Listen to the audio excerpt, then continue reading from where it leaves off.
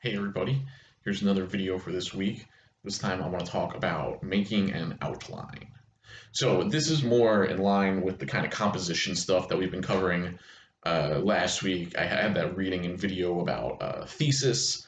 There's also that reading this week, the shitty first drafts. I'll have a video for you next week about writing a rough draft and what I'm going to be looking for and expecting when we do hand in our rough drafts for this essay about short stories. But I want to talk about outlines right now. I think this is one of the most helpful parts of the writing process, and also one that has been taught the worst, and that students hate the most, or maybe have the most kind of misinformation about. So, a few things. Like so many other things, I think the way that this gets taught a lot of the time, and especially in high school, is incorrect and does not help us.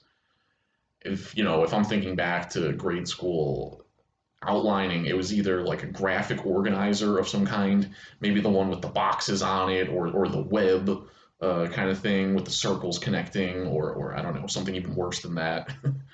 And then when I got older, it was very formal and there were a lot of rules. It was Roman numerals and the big A and the little a, and if you have the little a, you also need the little b. Even if you might not have anything to say, you can't have an A without a B because those are the rules.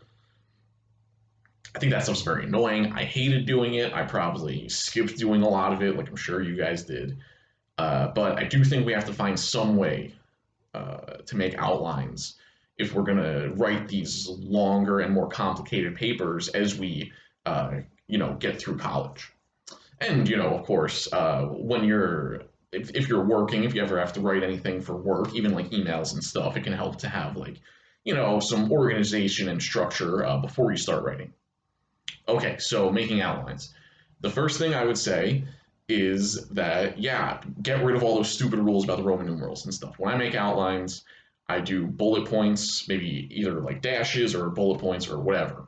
I usually write these down. I usually have them in my notebook. And I would start, I guess with the last video, I would start by trying to determine what your thesis is. I think that's still kind of the first place you need to do. So once you come up with your thesis, I would kind of write that towards the top of the page. And then for the outline, I would focus on the body paragraphs. I wouldn't really worry about doing an outline for the introduction or so much the conclusion. And I'm going to have videos coming up talking about those because I know you guys probably have a lot of questions about intros and conclusions. But I would focus on the body paragraphs and I would just do bullet points. So forget about all that stupid bullshit Roman numerals. What does the number 4 Roman numeral look like? Don't worry about that. Just go with whatever's easier for you. It took me a long time to kind of figure this out. I would say that when I was a freshman or sophomore in college, I probably didn't use outlines. I probably did most of my essays the night before they were due and stuff like that. But then, being an English major, once I became like a senior, and it was like, okay, now you need to write a 10-page paper about, these poems or whatever and connect it to this philosophy stuff. It became complicated and very long. So I found that for those kinds of papers, you need an outline. It's almost impossible to do it without one, honestly. And there's a few reasons for that. All right, actually, let me say first that when you're making them, what I would do is getting in. So with the bullet points, I would try to have a main idea. I would try to have a main idea for each paragraph. It doesn't have to be a topic sentence or anything like that. It doesn't even need to be a full sentence, right? This is all about what works for you, and that's what I try to focus on with all the steps of the writing process. Is that you have to find a way that helps you to get your writing done and for it to be the best that it can. And so it's not so much about following rules as it is about, figuring out what you've got to do. So you have a plan when you get essays in other classes, or whenever you have to write anything, really. So yeah, I would try to get the main idea, and then under that, I would try to have at least like maybe 2 or 3 bullet points of like details, like other things you're going to say in that paragraph, pieces of evidence to back up the main idea of the paragraph, or quotes. Especially with our essays writing about literature, I think quotes are especially helpful. So you have one part where you're going to talk about whatever the end of Araby, right? And then the quote you're going to put in there, that one about creature driven and derided by vanity. That's going to be when you talk about that. So you could have the main idea of the paragraph and then put the quote in as something you're going to mention there, because that's really the point, is to have what the main idea is and then all the things or at least some of the things that are going to back up that main idea in that paragraph, or other things you know you're going to say. So I think this is important, even if it might seem childish or silly. I think it is important because, one, it helps us to have a better organization, right? And that's something I always try to emphasize. It's something that I think is hardest for students is like feeling like your paper is disorganized, or I know a lot of students feel like they repeat themselves too much. I think having an outline helps us not to repeat ourselves, right? Because if you're saying something about a certain point, you know which paragraph that goes into. So if you find yourself, in the fourth paragraph talking about the thing that was the main idea of the second paragraph, you know that maybe you're wandering off the trail, or maybe whatever you just wrote, you need to move it to the second paragraph. So I think it can help us to not be repetitive. It helps to make our writing more organized. I also think it can help if you feel like you struggle with like the flow of the paper. I think having your paragraphs planned out and like thinking about the order that you put them in. That's another thing to consider, right? Which one goes first? Which one's next? Which one's last?